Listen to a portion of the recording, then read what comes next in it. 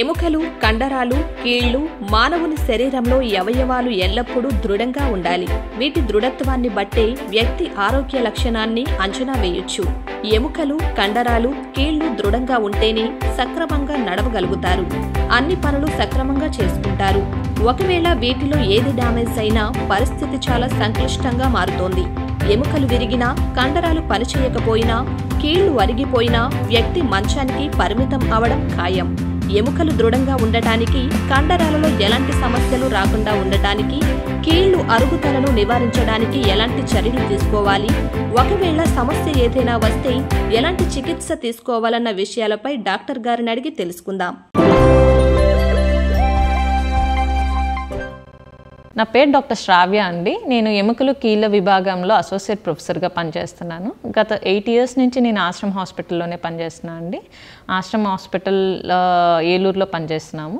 Doctor గారు, మోకాళ్ల అరుగుదల అంటే ఏమిటి, ఎందుకు వస్తాయి? మనకి మోకాళ్ళ అరుగుదల అంటే ఏంటి అంటేనండి, మోకాల్లో మనకి ఏంటంటే ప్రథమంగా 3 బోన్స్ ఉంటాయండి. పైన తుంటి థై బోన్ అంటాము, కింద లెగ్ బోన్ అంటాం, పక్కన ఇంకో ఫిబులా అనే చిన్న బోన్ ఉంటుంది. ఆ బోన్స్కి మధ్యలో ఏంటి అంటే మనకి చిన్న గుజ్జు లాంటి మెటీరియల్, కుషన్స్ లాంటి మెటీరియల్స్ ఉంటాయి అన్నమాట. ఇప్పుడు అరుగుదల రావటం అంటే ఏంటంటే ఆ గుజ్జు అరిగిపోవటం కానీ, ఆ కుషన్స్లో ఏమైనా డ్యామేజ్ అవటం కానీ అలాంటివి జరిగినప్పుడు మోకాళ్ళ అరుగుదల వస్తుంది. మనకి ప్రైమరీ సిమ్టమ్ ఏముంటుంది అంటేనండి, దానికి మోకాళ్ళ అరుగుదల వచ్చినప్పుడు ఫస్ట్ వచ్చేది ఏంటంటే మోకాళ్ళ నొప్పి. మామూలు కూర్చున్నప్పుడు రాకపోవచ్చు స్టార్టింగ్ స్టేజెస్లో మోకాలు నొప్పి, కాకపోతే మెట్లు ఎక్కుతున్నప్పుడు కానీ, కింద దొంత కూర్చున్నప్పుడు కానీ, కింద మటం వేసుకొని కూర్చున్నప్పుడు కానీ, మోకాళ్ళలో స్టార్ట్ అయినప్పుడు మనకి మోకాలు నొప్పి స్టార్ట్ అవుతూ ఉంటుంది. మోకాళ్ళు అనే కాదు, ఏ కీళ్ళైనా కానీ అరిగిపోతుందండి మనకి ఏజ్ పెరిగే కొద్దీ. ఎందుకంటే అక్కడ మనకు కుషన్స్ అని చెప్పాము, గుజ్జు అని చెప్పాం కదండి, దానికి ఏంటంటే బ్లడ్ సప్లై ఉండదు. ఇప్పుడు ఏదన్నా మనకు ఒక చిన్న గాయం తగిలింది అనుకోండి, గాయం మానిపోయే శక్తి దానికి ఉండదు అనమాట. సో మనం పొద్దున్న లేచిన దగ్గర నుంచి మోకాళ్ళు కానీ కీళ్ళు కానీ వాడుతూ ఉంటాం కాబట్టి దానికి వేర్ అండ్ టేర్ ఉంటుందండి. చిన్న అబ్రేషన్స్ కానీ అలాంటి అయ్యే ఛాన్సెస్ ఎక్కువ ఉంటాయి. కాకపోతే ఈ కీళ్ళల్లో ఏంటి అంటే మళ్ళీ అవి కొత్త గుజ్జు ఫామ్ అయ్యే టెండెన్సీ ఉండదు కాబట్టి ఆల్రెడీ మనం పుట్టినప్పుడు ఎంత ఉందో దాంతోనే మన లైఫ్ అంతా గడపాల్సి ఉంటుంది. సో ఒక ఏజ్ వచ్చిన తర్వాత దాంట్లో ఉండే వాటర్ కంటెంట్ కానీ, దాంట్లో ఉండే లూబ్రికేటింగ్ ఎఫికసీ కానీ అదంతా తగ్గుతూ ఉంటుంది. సో మనకి దానివల్ల అది తగ్గిపోవటం వల్ల మనకి ఇంకా మోకాలు నొప్పి స్టార్ట్ అవటం కానీ, కొంచెం ఇంకా స్టేజ్ పెరిగే కొద్దీ మోకాలు నొప్పి, తర్వాత మోకాలు వంపు రావటం కానీ, అసలుకి ఇంట్లో పనులు కూడా చేసుకోలేకపోవటము, మామూలుగా నడవటం కూడా డిఫికల్ట్ అయిపోతూ ఉంటుందండి.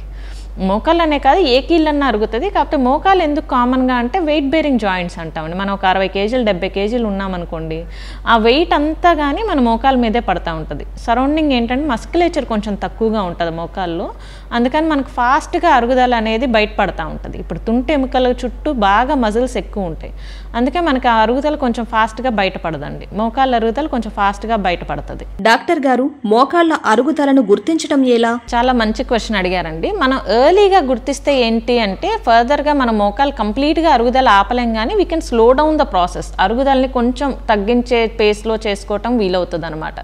ఎర్లీగా గుర్తించడం ఏంటి అంటే మనకు చాలామంది పేషెంట్స్ ఎప్పుడు వస్తారంటే మోకాలు బాగా అరిగిపోయి వాళ్ళ పనులు అసలు వాళ్ళు చేసుకోలేనప్పుడు, మోకాలు బాగా వంపులు వచ్చేసినప్పుడు ఆ స్టేజ్లో వస్తారండి. ఆ స్టేజ్లో మేము చేయగలిగింది కూడా పెద్దగా ఏమి ఉండదు. మనకి మోకాళ్ళ అరుగుదల అనేది 4 స్టేజెస్లో ఉంటుందండి. ఫస్ట్ స్టేజ్ ఏంటి అంటే పెద్దగా మనకేం ఇబ్బంది ఉండదు. ఎప్పుడన్నా కొంచెం ఎక్కువ అలసిపోయిన రోజులు కానీ, ఎక్కువన్నా బాగా పని ఎక్కువ ఉన్న రోజుల్లో కానీ మనకు కొంచెం మోకాళ్ళు అలసటగా, మోకాలు నొప్పులుగా, లేదా ఒక 3-4 అంతస్తులు మెట్లు ఎక్కినప్పుడు కానీ అలా మోకాలు ఎక్కువ నొప్పులుగా ఉన్నప్పుడు, లేదా కింద మటం వేసుకొని కూర్చోవటం, దొంత కూర్చున్నప్పుడు స్టార్ట్ అవుతుంది మోకాలు నొప్పి. అది ఫస్ట్ స్టేజ్ అండి. సెకండ్ స్టేజ్లో ఏంటి అంటే ఎక్కువసేపు నుంచున్నా కానీ, లేకపోతే ఒక 1 kilometer 2 kilometers నడిచినా కానీ మోకాలు కొంచెం నొప్పిగా ఉన్నట్లు అలా అనిపిస్తూ ఉంటుంది. ఈవెన్ ఇందాక మనం చెప్పుకున్నట్టు 3 stair 4 stair కాకుండా ఇక్కడ ఏంటంటే ఒక స్టేర్ మెట్లు ఎక్కితే కానీ, ఒక 2 stairs మెట్లు ఎక్కితే కానీ మోకాలు కొంచెం మనకి నొప్పులు స్టార్ట్ అవుతాయి. ఇంకా థర్డ్ స్టేజ్, ఫోర్త్ స్టేజ్ ఏంటంటేనండి అసలు మనకేంటి మామూలు కుర్చీలో కూర్చున్నా, మంచం మీద పడుకున్నా కూడా మోకాలు నొప్పులు వచ్చేస్తూ ఉంటాయి అన్నమాట. మోకాలు వాసిపోవటం, మోకాలు నొప్పులు రావటం, మోకాలు చుట్టూ బాగా ఏదో గట్టిగా అయిపోతున్నట్లు అనిపించటం, అలాంటివన్నీ థర్డ్ స్టేజ్ 4th స్టేజ్లో వస్తాయండి. కాకపోతే మనం గమనించాల్సింది ఏంటి అంటే మన ఇనిషియల్ స్టేజెస్లో స్టేజ్ 1 స్టేజ్ 2లో మనం ఐడెంటిఫై చేసుకొని ఓకే ఇదేదో అలసట వల్ల వచ్చింది అని తోసిపారేయకుండా ఓకే మోకాల్లో ఏదో ప్రాబ్లం ఉంది అనేది మనకు ఐడెంటిఫై చేసుకొని డాక్టర్ గారి దగ్గరికి వెళ్తే కొంచెం గుజ్జుని కాపాడగలిగే శక్తి ఉన్న కొన్ని మందులు ఇవ్వటం కానీ వ్యాయామాలు చేయటంగా చెప్తారనమాట. ఈ వ్యాయామాలు చేస్తే మీకు కొంచెం బోన్ పటుత్వం కొంచెం పెరుగుద్ది, గుజ్జు పెరిగేటందుకు మందులు ఇవ్వటం కానీ ఫర్దర్గా స్లో డౌన్ చేయడానికి ప్రాసెస్ స్లో డౌన్ చేయడానికి మనకు కొంచెం మెడికేషన్స్ ఉంటాయి, అవి సపోర్ట్ చేయగలుగుతాం. అందుకే మనం ఎర్లీ స్టేజెస్లో స్టేజ్ 1 స్టేజ్ 2లో రావడం అనేది వెరీ ఇంపార్టెంట్. స్టేజ్ 3 స్టేజ్ 4కి వస్తే ఇంకా మందులు ఇంకేం పని చేయవండి, ఇంకా ఇదర్ ఇంజెక్షన్స్కి వెళ్ళాలి లేదా ఇంకా డైరెక్ట్ స్ట్రైట్ అవే సర్జరీస్కి వెళ్ళాలి. సో అందుకనే మనం ఎర్లీగానే కొంచెం మోకాలు నొప్పులు స్టార్ట్ అవుతున్నాయి, కొంచెం మెట్లు ఎక్కుతుంటే కాలు నొప్పులు వస్తున్నాయి అనుకున్నప్పుడే మీ నియరెస్ట్ ఉన్న డాక్టర్ గారి దగ్గరికి వెళ్ళి కన్సల్ట్ చేయాలండి. డాక్టర్ గారు, మోకాళ్ళు అరుగుదలను నివారించడానికి తీసుకోవాల్సిన జాగ్రత్తలేమిటి? మోకాళ్ళ అరుగుదల నివారించడానికి మనకి మామూలుగా 50లు 60లు వచ్చినప్పుడే కాదండి, ఈవెన్ ఫ్రమ్ ద 20s 20లో ఉన్నప్పుడు మనకు కండ పట్టుత్వం బాగున్నప్పటి నుంచి మనం శ్రద్ధ తీసుకోవాలండి. మనం తినే ఆహారంలో కానీ, వ్యాయామాల్లో కానీ, మనం కూర్చునే పద్ధతిలో కానీ, మనం వాడే పరికరాల్లో కానీ మనం శ్రద్ధ తీసుకోవాలి. ఫస్ట్ ఏంటంటే calcium rich diet, protein rich diet తీసుకోవాలండి. కాల్షియం రిచ్ డైట్ అంటే కాల్షియం ఎందులో ఉంటుంది మనందరికి తెలిసిందే, పాల పదార్థాల్లో కాల్షియం ఎక్కువగా ఉంటుంది, లేకపోతే రాగి మాల్ట్, రాగి జావా, మిల్లెట్స్ వీటిల్లో కాల్షియం ఉంటుందండి. సో అవి ఎక్కువ తీసుకోవటం. హై ప్రోటీన్ ఫుడ్ ఎక్కువ తీసుకోవాలంటే లీన్ మీట్ కానీ, అంటే ఎక్కువ కొవ్వు లేని చికెన్ కానీ, ఎగ్స్ తీసుకోవచ్చు, సోయా చంక్స్ తీసుకోవచ్చు, లేకపోతే సోయా బీన్స్ పౌడర్ తీసుకోవచ్చు. ప్రోటీన్ ఎక్కువ ఉన్న ఫుడ్స్ తీసుకుంటూ ఉంటే ఏంటంటే మన కీళ్ళ చుట్టూ ఉన్న మజిల్ మాస్ పెంచుకోవటానికి కొంచెం ఉపయోగపడతా ఉంటుంది. ఇంకోటి ఏంటి అంటే తేలికపాటి వ్యాయామాలు అండి. మనం వ్యాయామాలు చేయమన్నారు కదా అని ఎక్కువ కసరత్తులు చేసేయటము, డెడ్ వెయిట్స్ లిఫ్ట్ చేయటము, లేకపోతే ఏరోబిక్ ఎక్సర్సైజెస్ బాగా హెవీగా చేయటము కాకుండా లైట్ వాకింగ్ కానీ, లేకపోతే స్విమ్మింగ్ అలవాటు ఉంటే స్విమ్మింగ్ చేసుకోవచ్చండి, లేదా సైక్లింగ్ అలవాటు ఉంటే that is the best exercise for the నీ జాయింట్స్. సైక్లింగ్ అలవాటు ఉన్నా కానీ సైక్లింగ్ చేసుకోవచ్చు. ఇలాంటి ఏంటంటే వారానికి 5 రోజులు తప్పకుండా అండ్ ఒక్కొక్క రోజు 30 to 40 minutes మనం లైట్ యోగాసనాలు వేసుకోవటం కానీ, వాకింగ్ కానీ, స్విమ్మింగ్ కానీ, మైల్డ్ ఏరోబిక్ ఎక్సర్సైజెస్తో స్టార్ట్ చేసి అండ్ ఆ లైఫ్ స్టైల్ మోడిఫికేషన్. కొంచెం మోకాలు నొప్పులు స్టార్ట్ అవ్వగానే మనం ఏంటంటే మెట్లెక్కి దిగటం తగ్గించేసుకోవటం, ఓవర్ వెయిట్ మనం ఏమైనా ఉండాల్సిన వెయిట్ కంటే ఒక 10 to 20 kgs ఎక్కువ ఉన్నామనుకోండి, ఆ వెయిట్ తగ్గించుకోగలిగితే మనకి మోకాలు నొప్పులు, మోకాల మీద పడే స్ట్రెస్ మనకి తగ్గుతూ ఉంటుంది. మనం ఒక్క వెయిట్ 1 kg పుట్టాన్ అయితే మన మోకాల మీద ఉండే స్ట్రెస్ 3 to 4 times ఎక్కువ అవుతూ ఉంటుందండి. డాక్టర్ గారు, ఒకసారి మోకాళ్ళ అరుగుదల వచ్చాక మళ్ళీ తిరిగి యథాస్థితికి రావడం సాధ్యమవుతుందా? అవ్వదండి. ఇప్పుడు మోకాళ్ళ అరుగుదల అనేది ఇప్పుడు మనకు జుట్టు తెల్లబడ్డాక మళ్ళీ నల్లగా అవుద్దా అంటే అవ్వదు కదండి, మనం దాన్ని మాస్క్ చేసుకోవటమే. ఇది కూడా అంతేనండి. ఒకసారి మోకాళ్ళ అరుగుదల అయినాక దాన్ని వెనక్కి తీసుకొని వచ్చి 20 ఏళ్ళు జాయింట్ లాగా, 25 years జాయింట్ లాగా చేయలేమండి. కాకపోతే ఏం చేయగలుగుతాము అంటే అరుగుదల పేస్ ఆఫ్ 30% 40% అవుతుంది అనుకోండి, దాన్ని కొంచెం స్లో డౌన్ చేసి 5 ఏళ్ళు అరుగుదల అయ్యేదాన్ని 10 ఏళ్ళు అరుగుదలకి, 15 ఏళ్ళ అరుగుదలకి చేయగలుగుతాం తప్పితే ఇప్పుడు 60లో ఉన్న మోకాళ్ళు మన 20 లాగా మళ్ళీ చేయటం అనేది మటుకి జరగదండి. ఎందుకంటే దానికి మనకి జాయింట్ దగ్గర బ్లడ్ సప్లై కొంచెం తక్కువ ఉంటుందండి. అదేంటంటే లోపల ఉండే గుజ్జు కానీ, లోపల ఉండే కుషన్స్ కానీ బ్లడ్ సప్లై ఉండదు అసలు వాటికి. సో బ్లడ్ సప్లై లేనిది ఊండు మానటం అనేది ఇంపాసిబుల్ అండి. ఇప్పుడు మనకు చేతికి గాయం అయిందనుకోండి, అది మానుద్ది, కాలిందనుకోండి మానుద్ది, ఎందుకంటే అక్కడ మనకు బ్లడ్ సప్లై ఉంటుంది, కొత్త సెల్స్ జనరేట్ అవ్వటానికి, కొత్త చర్మం రావడానికి అవకాశం ఉంటుంది. కానీ జాయింట్లో ప్రాబ్లం ఏంటంటే అక్కడ బ్లడ్ సప్లైయే ఉండదు, అక్కడ ఆ గుజ్జుకు కానీ ఆ కుషన్స్కి కానీ. బ్లడ్ సప్లై లేనప్పుడు న్యూట్రియంట్స్ వెళ్ళవు దానికి. న్యూట్రియంట్స్ వెళ్ళినప్పుడు వన్స్ డ్యామేజ్ అయింది మళ్ళీ మనం రీజనరేట్ చేయటం చాలా కష్టం. రీజనరేట్ పొటెన్షియల్ ఉన్నా కానీ that will be at very slow pace. మనకి గాయమైనప్పుడు వెంటనే 10 రోజులకి 15 రోజులకి మానిపోయినట్లయితే అవ్వదండి.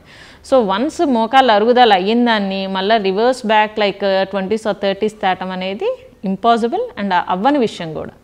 సో అందుకే మన మోకాళ్ళు సరిగ్గా ఉన్నప్పుడే దాన్ని కాపాడుకోవటానికి ట్రై చేయాలండి. డాక్టర్ గారు, బరువు ఎక్కువ ఉన్న వారిలో మోకాళ్ళ అరుగుదల వస్తుందని అంటారు, అది ఎంతవరకు నిజం? జనరల్గా ఏంటంటేనండి మోకాళ్ళ అరుగుదల ఫీమేల్స్లో మోర్ కామన్ అండి. అండ్ ఈవెన్ అబ్బాయిల్లో కూడా ఒక వయసు వచ్చాక ఓవర్ వెయిట్ ఉన్న వాళ్ళల్లో కొంచెం ఎక్కువగానే రిస్క్ ఉంటుంది.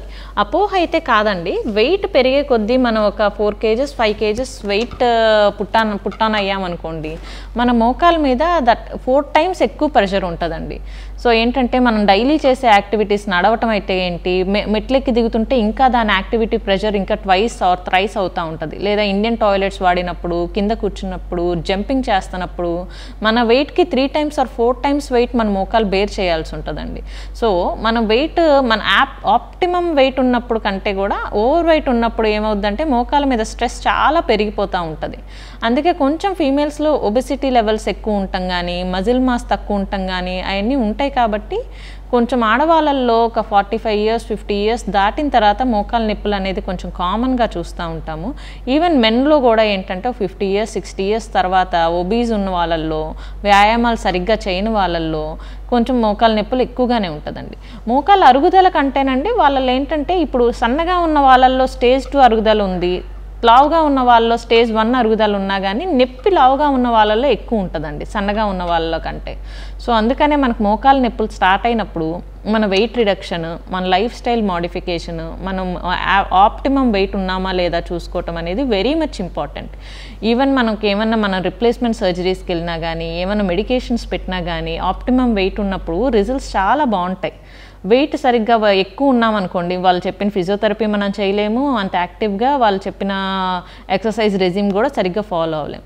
సో అందుకని మోకాలు నొప్పులు స్టార్ట్ అవుతున్నప్పుడే, even before it is starting, మనం ఆప్టిమమ్ బ్యాలెన్స్డ్ డైట్ తీసుకొని బ్యాలెన్స్డ్ వెయిట్లో మెయింటైన్ చేయడానికి ట్రై చేయాలండి ఎప్పుడు. డాక్టర్ గారు, ఎముకల అరుగుదల మోకాళ్లే కాకుండా వేరే అవయవాల్లో కూడా వస్తుందా? ఉంటుందండి. మోకాళ్ళే కాదు, మనకి వేరే జాయింట్స్, హిప్ జాయింట్స్ అంటాం, అంటే తుంటి జాయింట్స్ కానీ, యాంకిల్ జాయింట్స్ అంటాం, మడాల దగ్గర కానీ, షోల్డర్ జాయింట్స్ అంటాము, భుజాల దగ్గర కానీ అరుగుదల ఉంటుందండి. కాకపోతే మనకి మోకాళ్ళు ఎందుకు ఎక్కువ అరుగుదల ఉంది అంటే ఇందాక చెప్పినట్లు ఏంటంటే అది వెయిట్ బేరింగ్ జాయింట్. ఇంకోటి దాని చుట్టూ మస్కులేచర్, మజిల్స్ పెద్దగా ఉండవండి. సో ఏంటంటే కొంచెం అరిగినా కానీ మోకాళ్ళ అరుగుదల మనకు బాగా ఎక్కువ తెలుస్తుంది. తుంటి ఏంటంటేనండి ఒక 40% 50% అరిగితే కానీ మనకి పెయిన్ రావటం కానీ అవన్నీ ఉండవు. ఈవెన్ ఇంకోటి ఏంటంటే భుజం జాయింట్స్, తర్వాత అప్పర్ లిమ్ జాయింట్స్, ఎల్బో జాయింట్, భుజం జాయింట్, వ్రిస్ట్ జాయింట్, ఇవి వెయిట్ బేరింగ్ జాయింట్స్ కాదు. ఎందుకంటే మనం చేతుల మీద నడము కాబట్టి మనకేంటంటే వెయిట్ షోల్డర్ జాయింట్ మీద, ఎల్బో జాయింట్ మీద ఉండదు.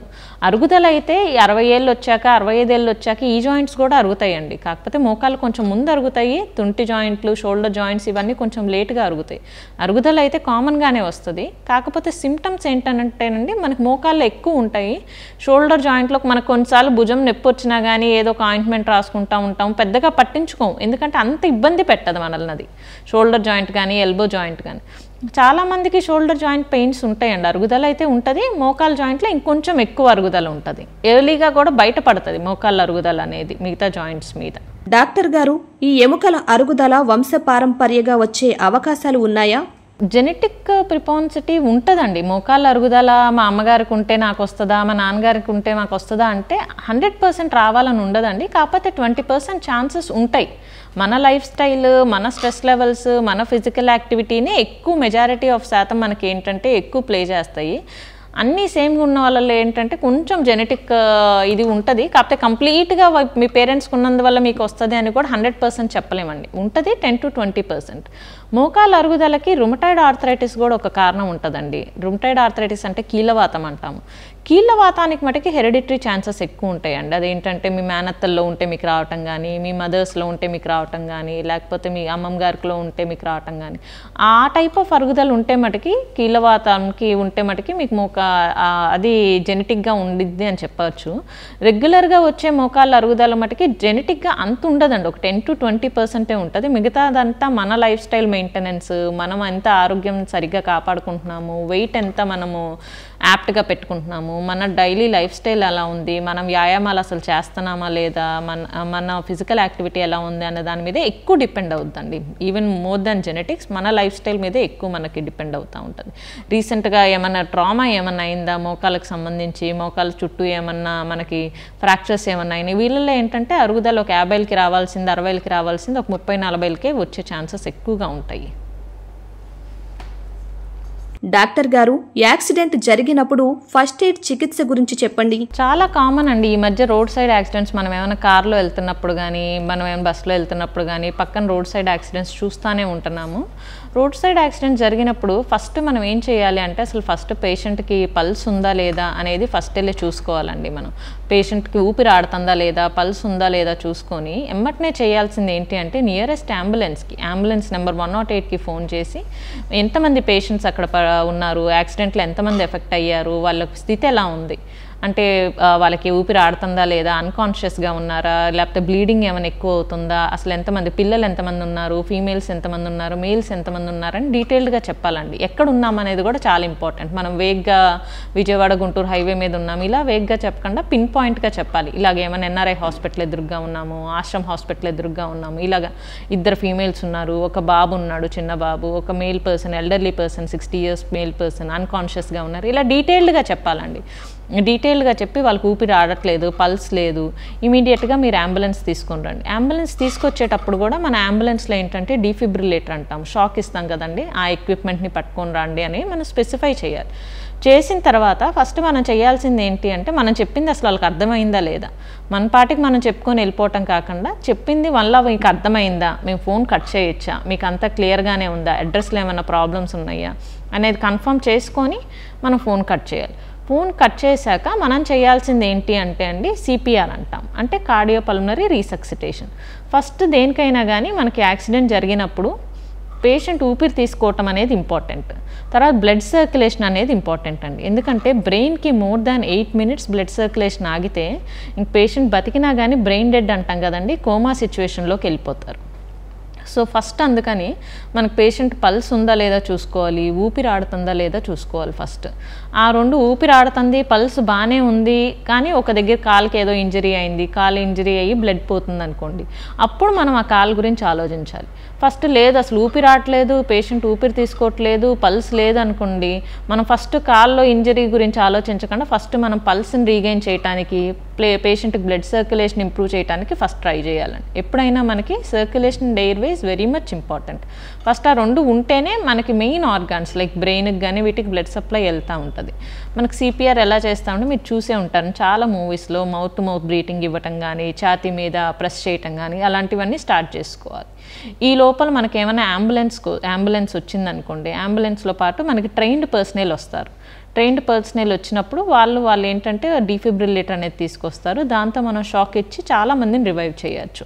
కాకపోతే ఫస్ట్ ఎయిడ్ మేనేజ్మెంట్లో మనం మెయిన్గా చేయాల్సింది టైం మేనేజ్మెంట్ అండి. మనం ఏంటంటే పక్కన వీడియోలు తీసుకుంటా, పక్కన క్రౌడ్ని క్లియర్ చేస్తా ఇలా చేయకుండా ఫస్ట్ పేషెంట్ని రోడ్ మధ్యలో ఉన్నప్పుడు రోడ్డు నుంచి పక్కకు తీసుకొని వచ్చి వాళ్ళ సేఫ్టీ మన సేఫ్టీ చూసుకొని ఇమీడియట్గా will have to call for ambulance.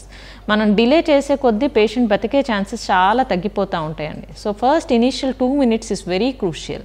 So first ఇనీషియల్గా మన అంబులెన్స్ కాల్ చేసి సిపిఆర్ స్టార్ట్ చేసేయాలి. సిపిఆర్ స్టార్ట్ చేసాక అంబులెన్స్లో మనకి డీఫిబ్రిలేటర్ ఇలాంటివి ఏమన్నా వస్తే దాంతో మనం పేషెంట్ని రివైవ్ చేసి నియరెస్ట్ హాస్పిటల్కి షిఫ్ట్ చేయొచ్చండి. పేషెంట్ అంతా బాగానే ఉంటే ఓన్లీ కాల్కి చేతికి దెబ్బ తగిలినాయి అనుకోండి, మన దగ్గర ఏమైనా డ్రెస్సింగ్ మెటీరియల్స్ ఉంటే దాంతో మనం డ్రెస్సింగ్ చేసి వెయిట్ చేయొచ్చు. కానీ ప్రాణాపాయ స్థితిలో ఉన్నప్పుడు మటుకి కాలు చేతులు దెబ్బల్ని పట్టించుకోవద్దండి.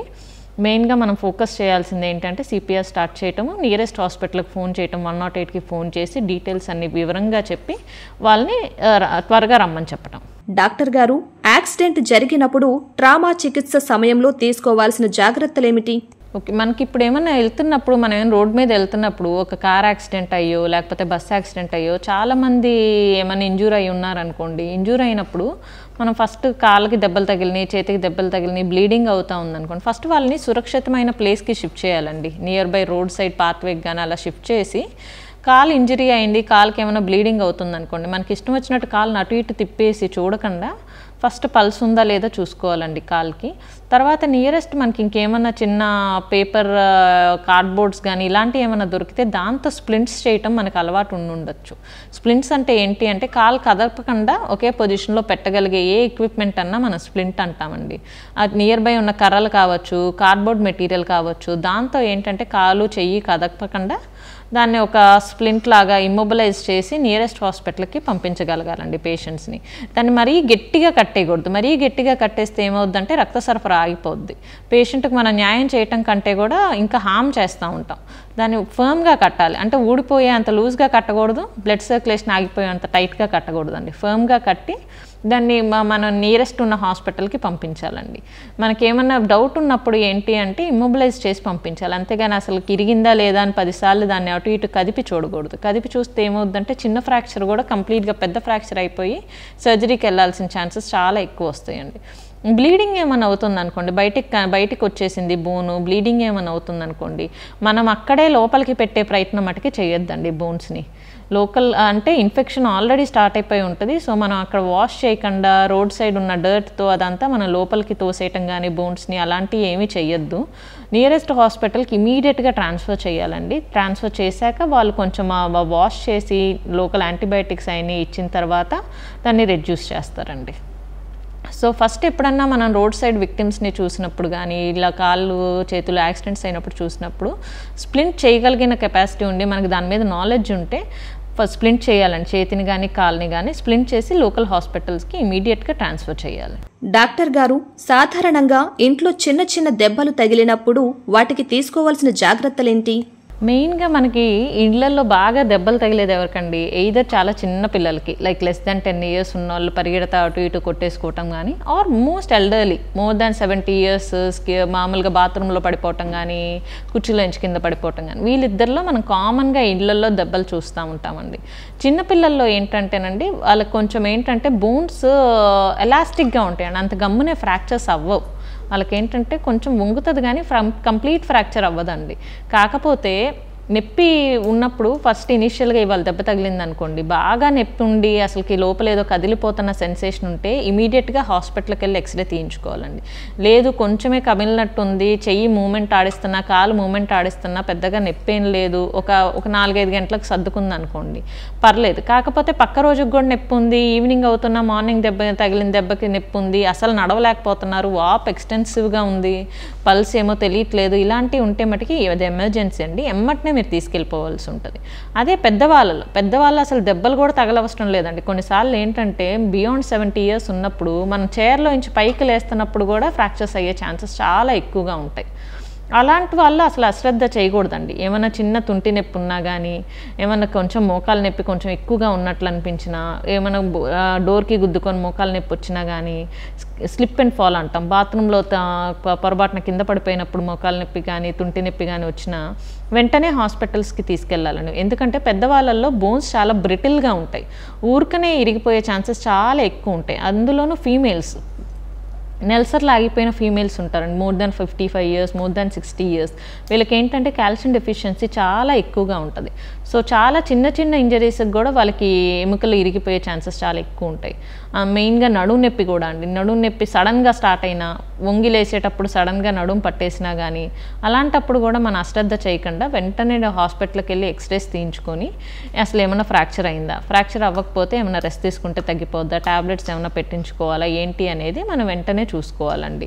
ఇంకోటి మెయిన్గా కామన్గా మనకు అయ్యేది ఏంటంటే యాంకిల్ స్ప్రెయిన్స్ అండి. మెట్లెక్కి దిగుతున్నప్పుడు కాలు లోపలికి ఇన్వర్షన్ ఇంజరీస్ అంటాం, లోపలికి వంచినట్టు అయిపోయి కాలు వాపు రావటం కానీ, స్ప్రెయిన్స్లో ఫ్రాక్చర్స్లో రెండిట్లోనూ బాగా ఎక్కువ వాపు ఉంటుందండి. కాకపోతే అది ఫ్రాక్చరా స్ప్రెయిన్ అంటే లిగమెంట్ ఇంజరీ అండి, లోపల ఉండే కండరాలకు దెబ్బ తగలటం. ఫ్రాక్చర్ అంటే బోన్ ఇంజరీ, దుమ్ముకి ఆర్ బోన్కి దెబ్బ తగలటం.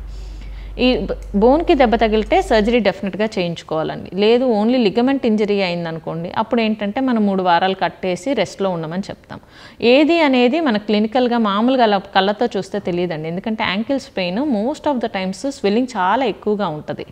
అందుకని మనం ఒకసారి ఎక్స్రే తీసుకొని దెబ్బ ఎంత గట్టిగా తగిలింది, ఓన్లీ లిగమెంట్స్ ఒకటే డ్యామేజ్ అయినాయా లేకపోతే బోన్స్ కూడా డ్యామేజ్ అయినాయా అనేది క్లారిఫై చేసుకొని దానికి తగ్గ ట్రీట్మెంట్ తీసుకోవాలి. అంతేగాని మనం ఇంట్లోనే దానికి జెండుబాబు అప్లై చేసేసి మర్దనాలు చేసేస్తే చిన్న ఫ్రాక్చర్స్ పెద్దగా అయ్యే ఛాన్సెస్ చాలా ఎక్కువగా ఉంటాయి. సో మీరు ఎప్పుడన్నా డౌట్ ఉంది ఇది ఏమైనా ఫ్రాక్చర్ అయ్యి ఉండొచ్చేమో అని కొంచెం 1% డౌట్ ఉన్నా కానీ ఛాన్స్ తీసుకోవద్దు. నియరెస్ట్ హాస్పిటల్కి వెళ్ళి ఎక్స్రే తీయించుకున్న తర్వాత నిర్ధారించుకొని ఏ ట్రీట్మెంట్ అడ్వైస్ చేస్తే అది ఫాలో అవ్వాలి. మేము ఇక్కడ మా హాస్పిటల్లో ఏంటంటే అండి మోకాలు మార్పిడి ఆపరేషన్స్ కానీ, తుంటి మార్పిడి ఆపరేషన్స్ కానీ, లింబ్ లెంథనింగ్ సర్జరీస్ అంటాం. అంటే బయట రింగులు వేసేసి కాలు పొడుగు చేసే ఆపరేషన్స్ కానీ, రెగ్యులర్ ట్రామా అంటే చేతులు విరిగినా కానీ, కాళ్ళు విరిగినా కానీ, తుంటెముక విరిగినా కానీ రెగ్యులర్ ట్రామా అంతా చేస్తామండి. Arthroscopic surgeries or key hole surgeries అంటారు. అంటే చిన్న కన్నం పెట్టి మోకాల్లో ఆపరేషన్లు చేయటం, లిగమెంట్ ఇంజరీస్ ఏమైనా ఉంటే దానికి ఆపరేషన్లు చేయటం, చిన్నపిల్లల్లో కాళ్ళు వంపులు ఉంటాయి, క్లబ్ ఫుట్ ఆర్ సిటీవి అంటాం, ఆ వంపులు సరిచేసే ఆపరేషన్స్ కానీ అన్ని రకాల ఎముకల కీళ్ళ విభాగంలో చేసే ప్రతి ఒక్క ఆపరేషన్ మన ఆశ్రమ్ హాస్పిటల్లో అవుతుంటుందండి. మోకాలు మార్పిడి ఆపరేషన్లో మనకి చాలా ఎక్కువ నెంబర్స్ అవుతూ ఉంటాయి. సో మీకు ఎవరికైనా ఏమైనా ప్రాబ్లం ఉన్నా, లేకపోతే కీళ్ళవాతం సమస్యలు ఉన్నా కానీ, కీళ్ళవాతం సమస్యలు కూడా బాగా ఎక్కువగా చూడబడుతూ ఉంటాయి ఇక్కడ.